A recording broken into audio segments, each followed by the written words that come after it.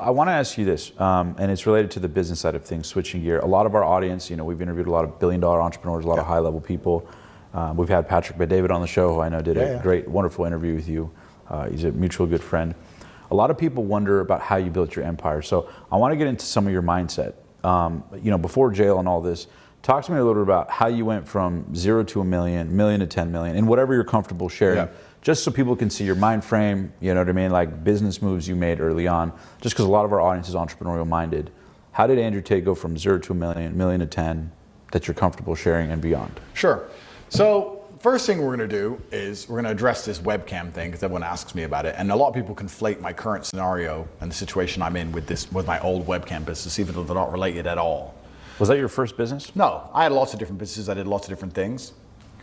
I can give some general lessons, sure, which I think perhaps are better, and we can talk about general entrepreneurship. But I want to address the webcam thing quickly, because a lot of people think that was how I made all of my money, and that's not true at all. Mm-hmm. You make money by being perspicacious and indefatigable, and you have to find industries to a degree. You have to be in before everybody else. And I was involved in the webcam business long before it was mainstream and everybody else was doing it, which is why it was lucrative for me. Mm-hmm.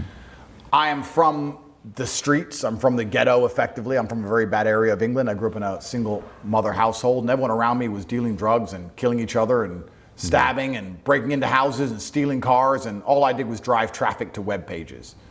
And I did what I had to do to get out. And now, based on my Islamic reversion, I'm not particularly proud of it, but it's one of those things, and you learn lessons along the way. And I know I haven't done bad to anybody. I don't know I shouldn't have to be sorry for it, because the people around me were doing far worse. Mm-hmm. It's like Jay-Z sold crack. Nobody gives him a hard time. Yeah. It's crazy. So that was one of the ways I made money. Was that the first million? No. Was that the first million? I think I made $1 million before that, but turnover, and certainly not profit. Mm-hmm. But the first $1 million in profit, the $1 million I had in my bank, probably came a little bit after that. But it's amazing, I guess the overview lessons I'm going to give. Mm-hmm. It's actually amazing how general business strategy can apply to anything. It doesn't matter if you're running a webcam business, it doesn't matter if you're running a car wash. Mm-hmm. If you understand the realities of how money moves and you understand the realities of business, you're always going to be successful. And you need to be able to apply yourself and work hard and all these things, the basic cliches that everybody understands. Yeah. But I think in the world today, a lot of business has changed. And I'll be honest with you, I actually think we're entering a brand new stage of how money is generated. And I think that all of the old models of how money is generated are going to fall to the wayside pretty quickly. Such as? I even think social media is going to have to change. Mm-hmm. And I'm going to say this here in case I'm totally wrong, and maybe I'll look like a fool, or maybe I'll look like a genius. But up until this point, social media and all these large companies have made money by stealing your information and understanding how you act and operate by spying on you, and then selling advertising. Yeah. And I feel like the advertising model is even starting to die. Mm-hmm. I feel like people who are most successful now using social media are doing it by garnering attention virally. So they're getting free advertising effectively. Right. And the old model of just pure advertising campaigns doesn't work anymore.